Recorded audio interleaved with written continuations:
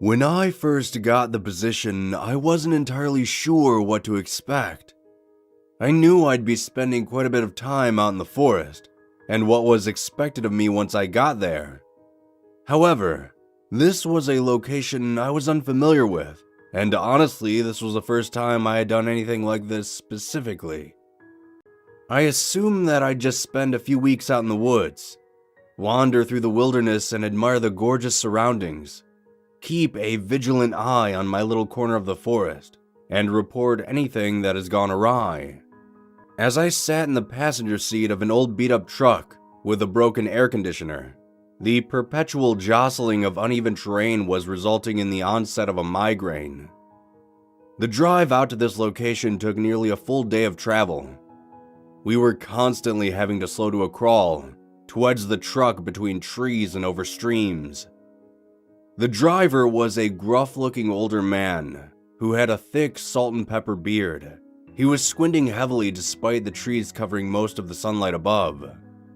He hardly said a word for pretty much the entire ride out here. All he did was listen to the same ZZ Top album on repeat for the duration.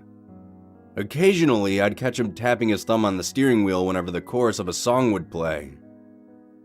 By the time we had arrived at the tower, the sun was already descending. The sky was a beautiful array of pinks and oranges. I stepped outside of the truck, and for the first time in hours, the man lowered the volume on his music. He told me everything I'd need was up in the tower. I thanked him, and with a grotesque clearing of his throat, he nodded to me and drove off. Standing before the tower, I tilted my head back and stared up at it. There were maybe 5 or 6 flights of stairs encircling upwards to the top of the tower. I glanced around at the immediate area and saw nothing out of the ordinary. Being left here alone was somewhat unsettling, but I had been working or living around the woods my entire life. I ascended the stairs to the top of the tower. A wall of glass greeted me as I passed by. Through the glass, I could see the darkened interior. I pulled out a set of keys and unlocked the door. Reaching over, I instinctively flipped the light switch on the wall, and nothing happened. Forgetting to start the generator that I had been told about beforehand, I descended the steps and located the small shack on the other side of the tower. After getting the generator up and running, I glanced up and saw the tower was now glowing after I had left the light switch on. The light seemed to pour out ominously like a solitary beacon in the night. I trekked back up the tower and finally took note of my temporary home. In the center was a square table with various papers stacked upon it. Also on the table was a firefighting device, used to locate and, with coordination from other towers, narrow down where the fire had occurred. On the opposite side from the door was a semi-solid wall, which had various maps and papers pinned to it. One of the papers was a crude drawing of a family, presumably forgotten by one of the previous fire watchers. In the corner adjacent to the map wall was a single bunk bed, with a narrow end table at the head of the bed. Finally, the last wall contained a long shelf with a wood-burning stove and a crate of wood nearby. Underneath were numerous containers, some containing dry goods, things that keep for a long period of time. There were some bed sheets and other amenities assorted in the boxes, but most of it was just standard things. Also, I wasn't really planning on using the bed sheets. On the wall underneath the large map was a rack with a shotgun resting upon it. A small box of shells was placed on a shelf next to it. Personally, I wasn't very big on guns, but growing up around the woods, you start to appreciate their usefulness. Staring out of one of the windows, I just awed at the sea of blackness. The trees that swayed beneath the tower in the night looked like dark ocean waves. I sighed as my long day's journey was finally catching up to me, and it was time for me to head off to bed. I turned off the light near the door, and as I turned to head back to bed, for a split second, I saw a light in the distance. If it was during the day, there was no way I would have spotted it. But with it being so dark out, it was contrasting against its backdrop. The light was a dull red. and as I looked at it for a few seconds, wondering if it was a fire of some kind, the light began to move. Then a few more seconds passed, and the light stopped, then vanished. Confused and too tired to worry about it at the moment, I unfurled my sleeping bag and checked to make sure the tower door was secured. I crawled into bed and was dragged off to sleep by the sounds of the forest below me. The next morning when I awoke, I had a momentary lapse in memory. I had forgotten where I was and how I had got there. That feeling inevitably passed after a few moments. I stood up from my bed and had gotten dressed. I looked around me and was amazed. The sight from up in this tower was something you can't find in photographs. Gorgeous landscapes for as far as the eye can see. The lush green trees split the horizon in two, and the clear blue sky took up the rest. I started a small fire in the mini stove and heated up a pot of coffee. While it was coming up to temperature, I walked over to my radio system and turned it on. I picked up the receiver and called the nearby towers to check in. After a few seconds of static, a voice came through the speaker. He said his name was Peter, and he was in Tower 7. Tower 7 was within line of sight, yet still quite a distance away. I had to use my binoculars just to see the tower, let alone spot anyone inside of it. Another voice chimed in, which was a woman's voice. She sounded calm and stoic. She said her name was Katie, and that she was in Tower 9. Tower 9 butted right up against the only lake in the area. I knew where it was on the map, and when I used my binoculars to see Tower 9, it only revealed itself as a pinpoint on the horizon. I introduced myself to them as Luke from Lookout 8. I sort of comedically rolled the introduction off my tongue, which got a few chuckles from my faceless coworkers. We spent the morning chatting about various things, such as our past and how we had ended up all the way out in the middle of nowhere. Eventually, I decided it was time to see what was nearby, as it was dark when I had gotten here and hadn't had a chance to look around yet. I stepped out of my tower and began a short walk around it. I kept my personal radio on me just in case. I hadn't really seen a need to grab the shotgun, as I wouldn't be traveling too far. As I meandered around the perimeter of the tower, I saw nothing really out of the ordinary. There was a small brook to the east, a clearing in the trees to the south, which had a lot of flowers laid out inside of it. It was like something out of a woodsy picture book. Other than that, there wasn't much else going on, so I decided it was time to head back up. However, when I turned to make my way back to the tower, I noticed one tree in particular that was different from the others. This one had large marks carved into it, like some type of animal had raked its claws across it, probably to mark its territory. I pondered what animal might have done such a thing, and then continued on my way.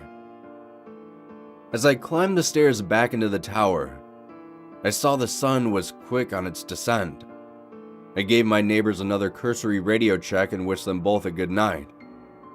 I locked the door to the tower, ate one of my survival meals, as I like to call them, and bed down for the night. That night, something strange happened. I was awoken by some feeling. Not a noise or any other physical force. It was just something that caused my eyes to drift open. I glanced about without moving a muscle, and I spotted something odd. There was a glow coming from outside of the tower, and it seemed to be circling around it, like it was climbing the stairs. I felt panic growing in my chest as I eyed the shotgun to my left. I tried to calm myself by thinking it was probably one of the other watchers who had gotten lost and saw my tower. Then, the light rose to the main level of the tower. A dull red lantern was slowly bobbing next to the windows. What was carrying the lantern, I couldn't be sure. Its body seemed strange, like a man's, yet exaggerated. A long curved spine traced its silhouette. A gangly arm clutched the lantern and held it aloft in front of it. It seemed to have long hair that dangled down past its shoulders. It stopped just before it reached the door of the tower. Then, it immediately turned and faced the glass, looking directly at me. I stared at it with wide eyes. Then, a few moments later, it turned and began to descend the stairs. Whether it be fear or confusion, you name it, something must have drove me back to sleep, as I found myself waking up the next morning. I have no idea what that thing was. I don't know if that was just a dream, or perhaps my brain using my imagination to fabricate something like that. All I know is, I'm basically stuck out here. And that was just the very first day.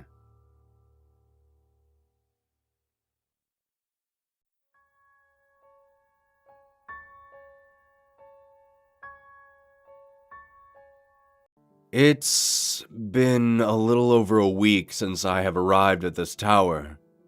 If I were to be honest, this life really isn't for the faint of heart. The solitude that was once a welcomed respite from the hustle and bustle of civilization was starting to take its toll on me. Humans are social creatures by nature, and if it wasn't for my coworkers in Towers 7 and 9 respectfully, I might have begun to lose my mind. I'm being a tad overdramatic, of course. There is fairly extensive psychological assessment in jobs such as these, at least for the organization I work for. I wouldn't have come all the way out here if I didn't think I could handle it. That being said, thinking back on what I had experienced on my first night, I honestly thought a screw might have come loose somewhere in my mind. There was obviously no creepy man creature carrying a lantern around the forest. I was randomly stirred awake in the middle of the night, and in my overly groggy state, my brain fabricated this person from the darkest reaches of my imagination. That's what I've been telling myself, at least. In the days since then, I haven't experienced another nightly visitor. This only seemed to reinforce my belief that it was a figment conjured by fatigue. I have, however, spotted that odd red light moving in the woods at night. I didn't see it every single night, and on the nights that I did, I tried my best to dismiss it. Probably one of the other watchers investigating the surrounding area. As unlikely as that thought sounded, it did help to calm me down for the most part. The days that passed have been largely uneventful. Thankfully, I had the foresight to bring along a few books to read with all the downtime. I spent the majority of my time just relaxing in the tower, reading and chatting with my tower friends. Whenever I did leave the safety of the tower, I never traveled too far. I always stayed within visual range of it at all times, never extending myself farther than my sprinting capacity would allow. While I had no particular reason to investigate my surroundings, it was a nice change of pace from the confines of the glass walls. On the 6th day out there, the same man who had dropped me off at the tower showed up to deliver some supplies. Of course, I had brought enough rations to last my entire stay out here, but the wildlife reserve was sure to keep the tower decently stocked. I'll be honest, seeing him was a much welcomed sight. We chatted for a bit, and while he was as stern and as quiet as ever, I still enjoyed his company. He asked me how things were going out here, and I assured him that everything was fine. He unloaded a few boxes from the back of his truck before heading off to Tower 9 to deliver the last of the supplies. I thanked him for the items, and again, he disgustingly cleared his throat, nodded to me, and drove off. On the 7th night, I was lounging on the outer rim of the tower, staring up at the beautiful night sky above. I was finishing up the last bit of soup I had made earlier, when my eyes drifted from the partially cloudy sky to the forest below. In the forest, I could see that glow once again. It drifted between and around multiple trees. Honestly, it became such a common occurrence that I didn't think too much about it. It drifted farther and farther away from my tower. Eventually, I picked up my binoculars and looked at it. Typically, that light only remained illuminated for a short period of time, a few minutes max. This time it didn't. The dull glow lingered and drifted along. I dropped my binoculars and looked back up at the sky, utterly disregarding it. Then, around 20 minutes later, my radio in the tower crackled to life. It was Peter from Tower 7. He was asking if either of us were still awake.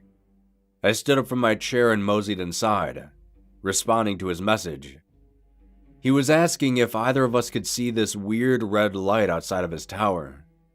Katie didn't respond. We just thought she had gone to bed for the night. I, on the other hand, stared at the receiver. I'm not sure why I was so concerned in that moment. It was just a random light in the woods. It wasn't something to be terrified of. However, the fact that Peter was validating something I had personally experienced seemed to send a chill down my spine. I responded truthfully to Peter, telling him that I've been seeing that light intermittently ever since I arrived at the tower. He asked me why I never reported it, and honestly, I just told him because I thought it was one of them. He then asked me if I thought he should go investigate it, to which I advised against. I told him just to lock his tower's door and remain inside for the night. He seemed mildly concerned about the situation, but I feel after speaking with me, he managed to compose himself. He mentioned that he was heading to bed, and I did the same. At roughly 2:30 in the morning, I was awoken by the distant sound of a gunshot echoing across the forest. In any other circumstance, there would have been no way I could have heard something like that. But after that first night, and the conversation I had with Peter earlier, I went to sleep on a razor's edge. I probably could have heard a pin drop a mile away, so a gunshot was more than enough to pull me from my dreams. I quickly sat up and grabbed the radio, asking what had happened, but in the back of my mind, I already knew that one of my tower mates probably encountered the same thing I did, though I honestly didn't want to believe it. After a few painstaking minutes passed by, Peter's voice poured through the speaker. He said that he saw something climbing up his tower. He sounded panicked and distraught. He said that when it was going for his tower's door, he grabbed his shotgun and fired at it. Once the smoke cleared, however, there was no sign of it anywhere, just a pile of broken glass. He cursed himself for making such a rash decision. He went to see if whoever it was had fallen from the tower. When he walked outside and looked over the edge, there was nothing. Nobody, and no sign anyone had been outside of his tower. Since then, Peter has been making nightly radio checks to both me and Katie. His decision to fire his gun left him without a window in his tower. The thin barrier that protected him from the elements outside had been torn down, and I think that realization was starting to set in. The night following that event, as I stood on the balcony looking around, I saw no sign of that dull red glow in the forest below. It was truly as if it had never existed in the first place. I felt at peace once more to not have this feeling in the back of my mind. However, something happened last night that I feel needs to be addressed. I was using the outhouse late one evening at the base of the tower. I stepped outside and was about to make my way back up when I heard something. It sounded like heavy footsteps moving in the trees next to me, like something large was shuffling around. Even with my flashlight cutting through the darkness, there was no sign of anything in the woods. My first instinct was that it was a bear coming to forage in this area at night for potential food. I continued to scan around, as an unsettling sensation began to creep in the back of my mind. Similar to when I would spot that glowing red light, however, this time felt different. It felt darker, more ominous, dangerous. I was trying to force my legs to sprint up the tower as fast as I could, but I found myself unable to move. I continuously shifted my light around, hoping and praying I wouldn't see anything out of the ordinary, when suddenly, the loud cracking of twigs to my right sent me into a mad dash up the stairs. I had never climbed a set of stairs that fast in my life before. When I arrived at the top, I locked the door and stayed awake the entire night, with the shotgun resting comfortably nearby. This morning, when I went downstairs to survey the surrounding area, I saw where that noise had been made. A large tree, which had been no further than 6 feet away from me at the time, had a bunch of broken twigs at its base. There were large scratch marks embedded into the tree itself, and in the soft ground below were 2 footprints. They appeared strangely human, albeit slightly longer. The indent that had been left in their wake seemed to signify something heavy left those prints. I don't know if this had been made by the thing that carried that lantern, or if it's something different entirely. All I know is, there is something strange happening in these woods, and I feel like myself and the other watchers are bystanders caught in the middle of it. We still have another 20 days left in these woods, and I just hope we can make it to the end before something truly bad happens.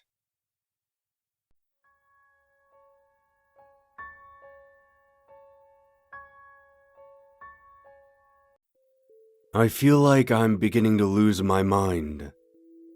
It's only been 5 days since the last log, but so much has happened.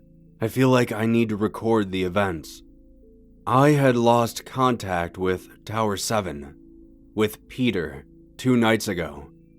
His last few messages to myself and Katie were strange.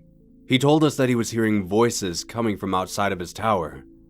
Whispers, beckoning him to come outside. He said that no matter where he was inside the tower, the voices would always sound like they were right next to him. He said he took everything that wasn't bolted down and stacked it in front of the large shattered window and door. He attempted to contact anyone on the emergency frequency, though received no reply. When he told us this, we each tried to do the same, and it was in that moment that we realized all 3 of us were alone out here. The evening before Peter's radio went silent, he was saying that he could hear heavy footsteps ascending the tower. They'd rattle off the metal steps and get right up to the tower's platform before stopping. He said when he looked out of the window, he couldn't see anyone standing there. He asked us what he should do, and honestly, we didn't have an answer for him. We could hear his increasing distress through the crackling receiver, but we were at a loss. His radio went silent shortly after that. Both Katie and I tried contacting him over and over again, but every time, no response was heard from Tower 7. I had considered packing up a bag and hiking through the forest to his tower. However, every time I stepped outside and looked down at the trees below, I'd turn around and go back inside. I felt terrible every time I tried to attempt it and failed. If this had happened on the first day, I would already be on my way over to his tower. But after experiencing what I had been for the past 2 weeks, my brain couldn't push my body down those steps. Yesterday morning, I spent hours just standing on the small ledge outside my tower door, using my binoculars to look over at Tower 7. Even though it had always been fairly difficult to spot from my position, looking at the structure now, it just seemed lifeless, like looking at an abandoned building. I spent the afternoon speaking with Katie in Tower 9. She had been growing more and more concerned with each passing hour. She had been oblivious to the things both Peter and I had witnessed. She couldn't understand what was happening. Hell, I barely understood it myself. She kept asking me for advice on what we should do about Tower 7, and much like with Peter, I didn't really have an answer. The best I could muster was to tell her to remain in her tower, and that we'll keep trying to contact Tower 7. Even though I could hear defeat in her voice, she agreed. Hours passed and the sun began to fall from the sky. With night growing on the horizon, a chill swept through the area. It was far colder this night than any other night previously. I began to stack whatever I could in front of the door to my tower. I wasn't entirely sure what I'd be preparing for, or if something like this would work, but doing this provided a bit of relief to my nerves. As I sat there huddled in the corner with a small lamp at my side and my gun within reach, I stared off through the window, trying to remain alert. At roughly midnight, something happened. I felt my head beginning to nod as I was struggling to keep my eyes open, when the radio crackled for a second. I felt my eyes shoot open, not entirely sure if I truly heard something. The crackling returned a second time and I walked over to it. I picked up the receiver and asked if it was Peter. A long 5 minutes passed. The silence in the air was so heavy that the ticks from my watch sounded like a hammer on metal. A voice spoke through the radio, and when I heard it, I dropped the receiver and backed away. The voice was faint and distant, and yet at the same time, it felt like the voice was right behind me, speaking into my ear. It said, "I can see you." I backed up across the length of the tower until my back pressed up against the cold glass of the window. I felt my breathing become shallow. I had never heard a voice like that before, and it clearly wasn't Peter.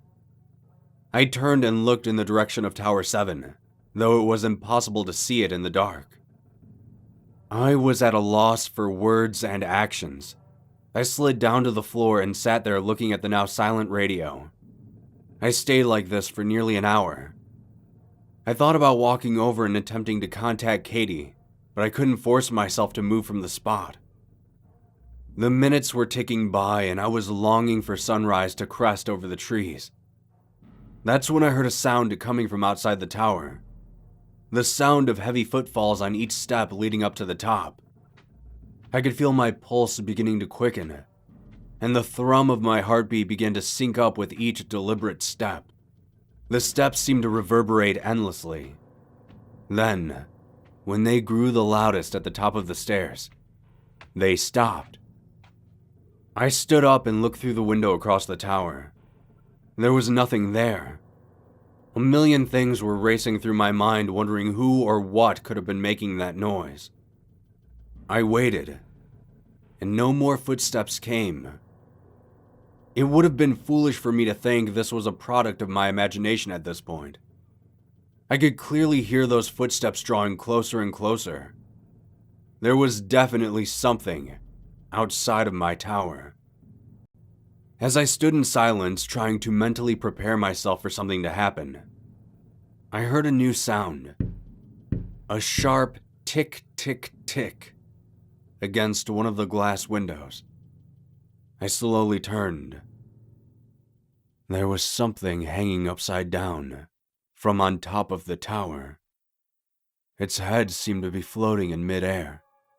Long, stringy black hair dangled from its scalp like a torn-up bedsheet. Its eyes were heavily sunken into its face, and they didn't seem to have any pupils. A twisted grin stretched from ear to ear. Teeth, like sharp, jagged rocks, infested its mouth. Long, bony fingers held this thing in place against the glass. Fingers that were nearly as long as my forearm. It curled a single finger, rapping the nail against the glass over and over again. Despite my fear upon seeing this thing, I did notice that this creature didn't look like the one that had previously carried the lantern.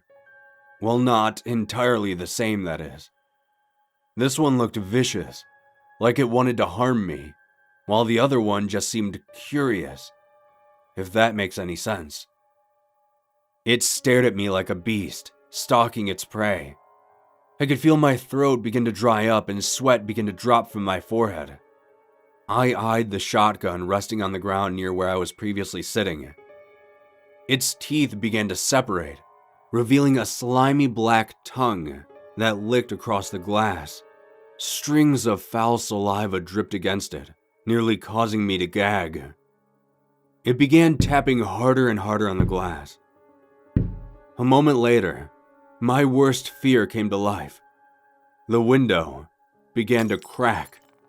It started where the finger was impacting, then began to branch out like a spiderweb until the entire pane was a brittle mess. One final tap, and the entire window shattered. When that happened, I felt my body jerk forward and I dove for the gun. I scooped it up with both hands and fired directly at the window. The sound left a harsh ringing in my ears that didn't subside for some time, and wafts of smoke filled the tower. A moment later, the smoke cleared, and I looked at the window. There was no sign of it anywhere. I had no idea if I had hit it or not. There didn't seem to be any indication left behind. My hands were trembling so badly as I held the gun that the rattling of metal and wood was quickly overtaking the incessant ringing. I stood up and slowly walked over to the window. I looked around for a few moments, and once I was convinced it had gone, I looked over the ledge. When I did, I saw something large and dark disappearing into the trees, heading away from the tower. The sun eventually began to rise, and I could feel warmth returning to me after such a cold, terrible night. I contacted Katie and told her what had happened. She was in complete disbelief, and honestly, I don't blame her. I'm not sure what to do at this point. I doubt we're going to make it to the end of all this. I don't know how many more shells that thing can take, but my ammo will run out eventually, and then it will be too late. I can't stop thinking about Katie and how she could be next. It's an insane thought, I know, but I feel like I need to go to her, to help her. I don't know if I will write again, or if I'll even be here to write again. I'm going to take a day to gather my thoughts, and then I'm going to leave the tower to find Katie. If I don't write again, then it means I failed. And for that, I am sorry.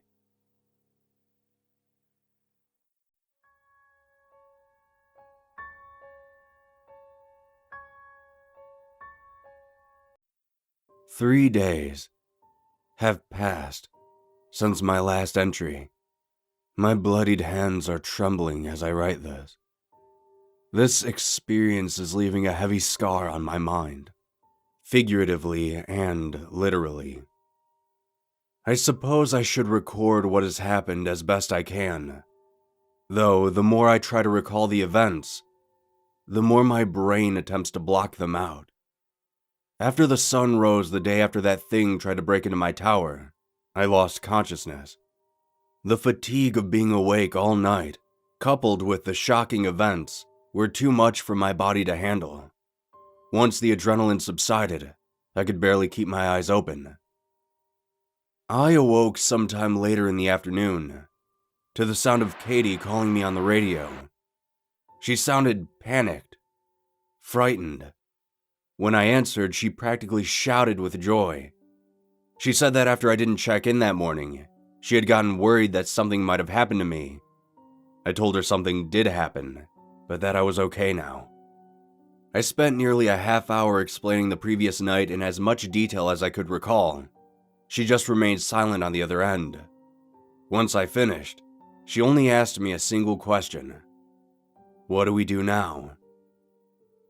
For the first time in hours, I was finally able to think clearly. I told her that we needed to work together in order to make it out of here. She agreed, and I asked her if she could handle being alone one more night. She told me that she hadn't seen anything unusual so far, and that she should be alright. I made sure to explain that she needed to barricade her tower as best she could, and keep her gun on her at all times. I then told her that at dawn, I would begin hiking her way. After I got off the radio, I stared at the massive hole where the window once stood. It made me think about Peter, and I wondered if this was what his tower looked like as well. The sun was already descending, and I spent the early part of that night packing up my backpack with all the essentials I could. I made sure my shotgun was loaded, and I leaned against the wall opposite the broken window. I wasn't sure if that thing would come back after getting shot at, but regardless, I'd be ready if that was the case. Midnight rolled around, and due to my now irregular sleeping pattern, I was still fairly alert. I kept my ears open for any odd sounds coming from outside the tower, but aside from the occasional cricket and frog, there was nothing. Then, the radio emitted a high-pitched whine before Katie's voice came through. She sounded terrified and told me that something was outside her tower. Upon hearing this, I felt that rush of adrenaline course back into me, and I realized that I had a choice to make. I couldn't just sit idly by like I had done with Peter. I told her that I was on my way, and to just hold on a little while longer. I truly didn't want to be traveling through the woods at night, but if it meant potentially helping Katie, I had to try. Hearing her frightened voice continually looped in the back of my mind. I grabbed my bag, gun, and personal radio, then headed for the door. For the first time in days, I stepped outside of my tower. I moved quickly down the steps and took note of the direction I needed to head in to make it to Tower 9. I walked briskly, taking care not to sprint, because I knew if I had gotten a leg injury, then we both would be in big trouble. I moved as fast and as carefully as I could manage. Walking through the woods was disorienting. Every tree looked nearly identical to each other. I used my flashlight and compass to maintain my heading as best I could. I figured if I could at least make it to the lake, that I'd be able to spot her tower nearby. My senses during the journey felt razor sharp, as every sound and movement drew my attention. I had made no note of the time when I left, nor during my trek, but it felt like I had been walking for hours.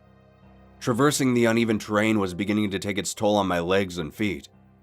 I stopped briefly to rest against a tree, when the sound of a loud yet distant gunshot echoed around me. That adrenaline I had felt the previous night, and when I heard Katie calling for help coursed through me yet again. I pushed off the tree and picked up the pace. By this point, I was throwing caution to the wind. I was hurtling over boulders and through dense brush. I was practically sprinting through the woods, and after 10 more minutes, I emerged from the tree line. I was greeted by the soothing sounds of waves lapping against a muddy shore. I had made it to the lake. After taking a moment to look at the moon's reflection in the water, I turned and saw the light from Tower 9. It wasn't too far away from my current location. As I skirted my way along the lake, I kept my eyes fixed on the glowing tower ahead. I was drawing closer and closer when I thought I heard something in the trees to my left. I froze in place and turned, my weapon leveled in that direction. It was far too dark to make out anything in the trees. I just held my breath and tried my best to focus on any sort of movement. 5 minutes passed without a single sound. Not even the crickets were chirping anymore. I felt my body relax slightly. I turned and continued walking towards the tower. Once I arrived at the base of the stairs, I looked up at the tower, and a strange yet familiar feeling came over me. It was a feeling I had previously when I looked at Peter's tower. Like this tower was now abandoned.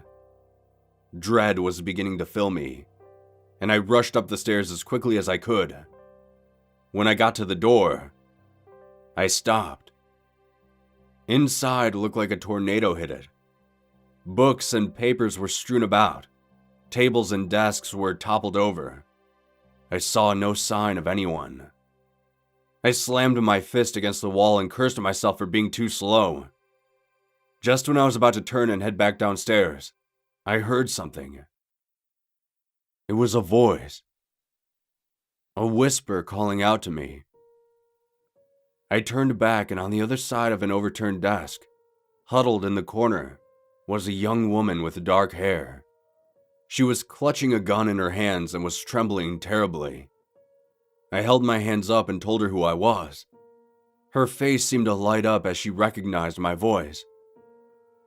Then, that light on her face vanished in a flash as she shouted at me to look out. Confused, I turned and was face to face with a large, jagged grin. Its vacant white eyes were inches away from mine. I felt my entire body lock up, and before I knew it, I was thrown to the ground.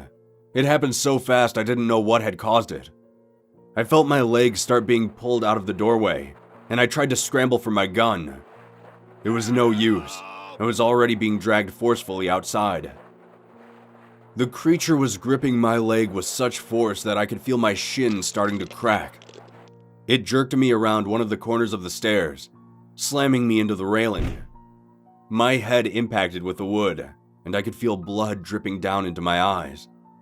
I tried screaming for help, but every step I hit while being dragged took the air out of my lungs. We were halfway down the tower steps when a gunshot sounded. The creature that was holding me reared back and unleashed a deafening screech. As it did that, it threw its arms to the side. I was still in its grasp, so I went tumbling over the railing and fell from the tower. That was the last thing I remember. I woke up a day and a half later to Katie speaking nearby. I sat up and immediately I could feel pain shooting through my leg and head.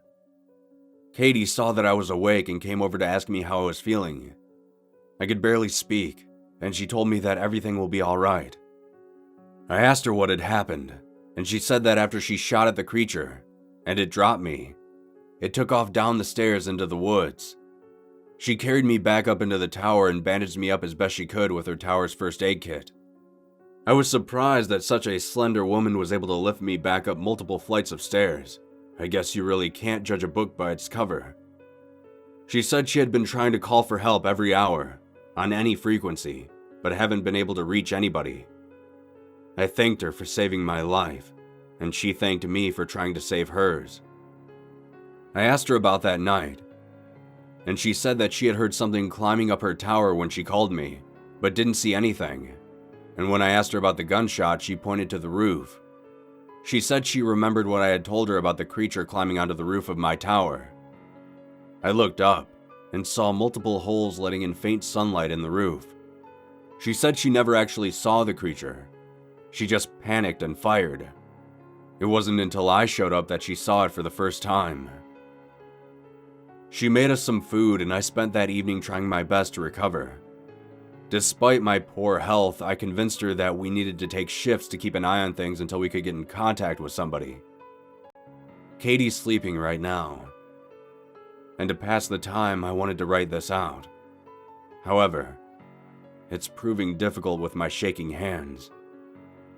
I don't know what's going to happen next. We still have 12 more days until we are scheduled to go home. With my messed up leg, I doubt we'll be making a run for it. I'm just glad I'm not alone anymore. I know between the two of us, we can hold out until then. We can make it out. I hope we can make it out.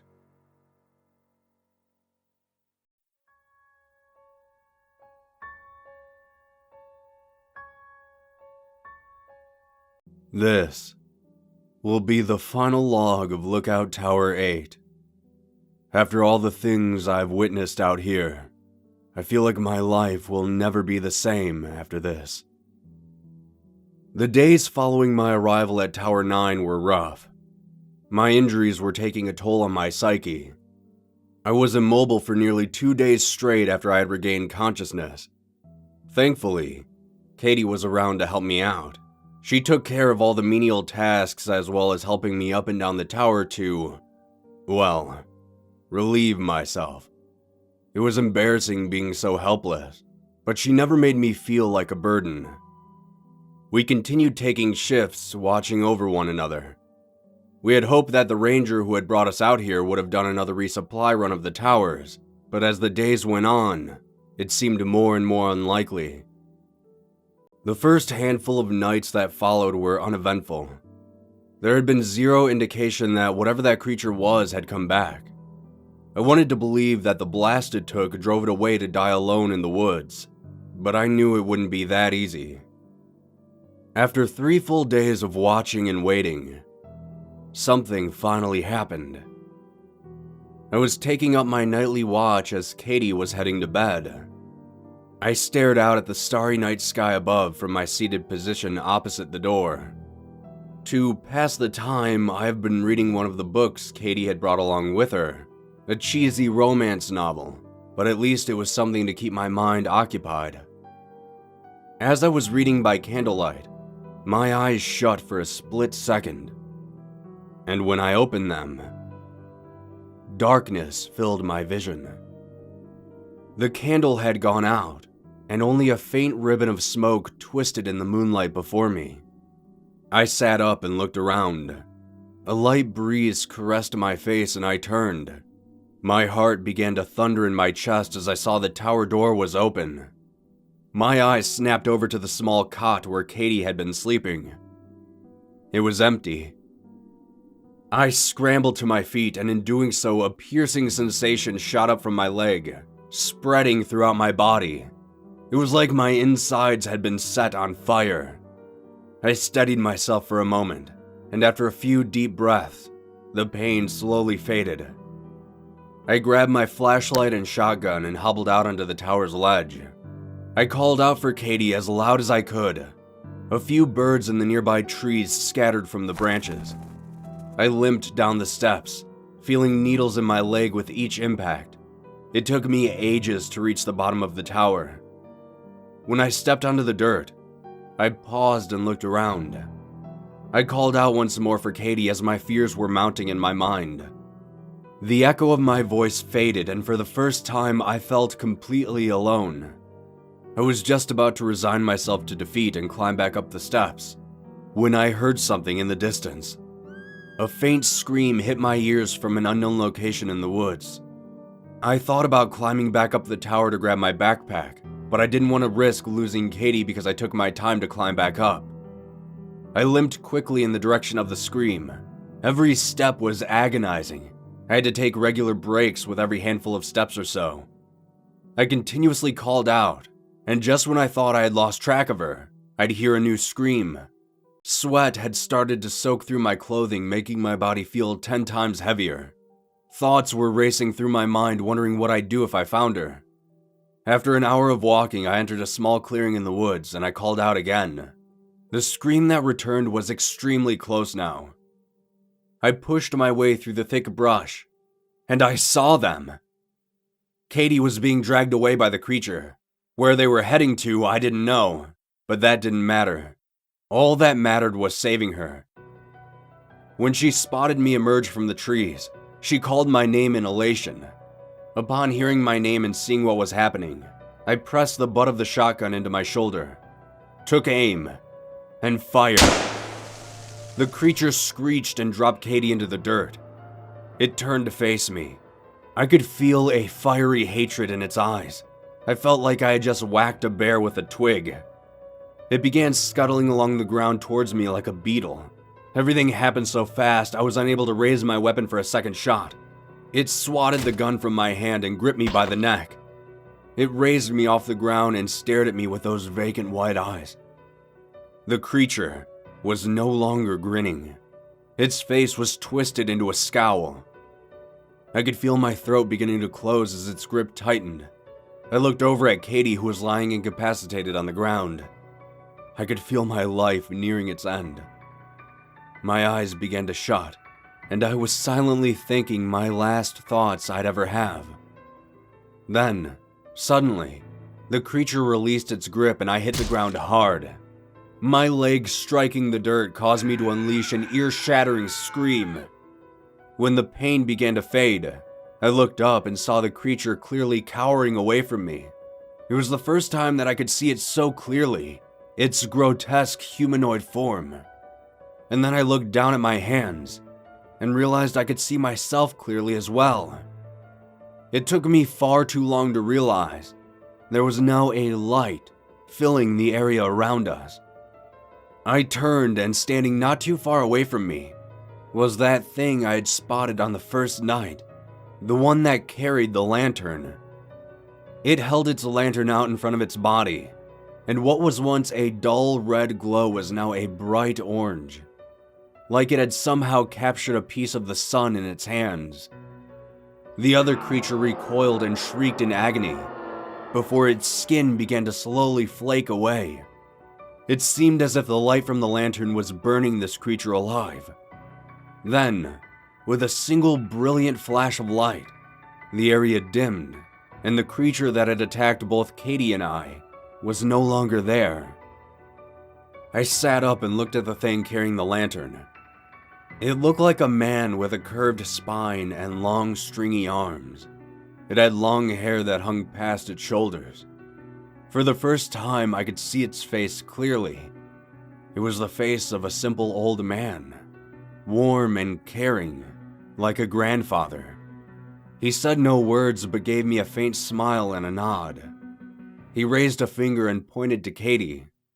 Understanding, I quickly hobbled over to her. After a moment of prodding, she regained consciousness. When she spotted the man, she pulled back in fear and confusion, but I told her not to worry. I asked her if she could walk, and she nodded. The man carrying the lantern made a follow gesture with his hand and led a path through the woods back to Tower 9. When we emerged from the trees, he stopped and turned to face us once again. Despite my dry and hoarse throat, I thanked him. He returned a simple nod of acknowledgement and began to head back into the woods. Before he could leave, however, I said sorry, and he stopped briefly. Sorry. About Peter, I said. The man turned and gave me a mournful glance before continuing on into the woods, the faint red light disappearing shortly after. We slowly climbed back up into the tower. Not a moment after walking inside, we both collapsed against the wall. We sat together in silence, too tired and sore to move. Katie's voice trembled as she broke the silence a single time. "Thank you," she whispered. I couldn't find my voice to respond. I just held her hand tightly. Katie passed out a few moments later, and I held my notebook in my hands. I was about to start writing, but before I could move my pen, my eyelids shut, and I fell asleep. I awoke a few hours later. The sunlight was piercing the windows, shining directly into my face. Through my blurred vision, I saw a figure standing in the doorway of the tower. In a panic, I scrambled over and scooped up Katie's shotgun that had been left behind. As I turned to aim it, a voice called out to me. A deep, gruff voice telling me to take it easy. In that moment, my vision cleared and I saw the visage of the ranger who had brought us out here. Upon recognizing him, I dropped the gun and felt tears cloud my vision.